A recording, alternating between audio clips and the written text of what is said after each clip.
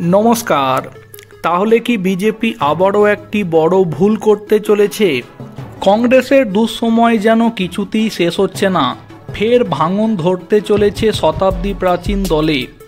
এবার দল ছাড়তে চলেছেন তিরুবনন্তপুরমের সাংসদ তথা প্রাক্তন কেন্দ্রীয় মন্ত্রী শশী থারুর।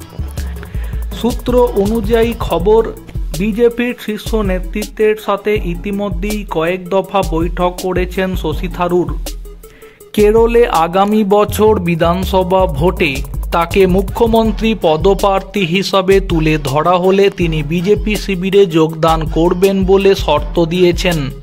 সেই শর্ত মেনে নিতে চলেছেন বিজেপির শীর্ষ নেতৃত্ব।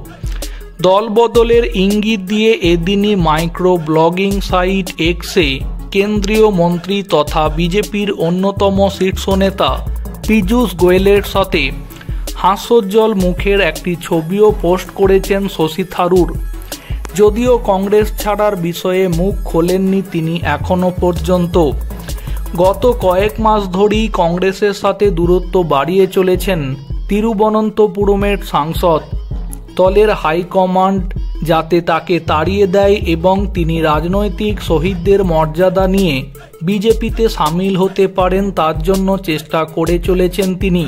সম্প্রতি পিনারাই বিজয়নের নেতৃত্বাধীন কেরলের এলডিএফ সরকারের প্রশংসায় পঞ্চমুখ হয়েছেন শশী।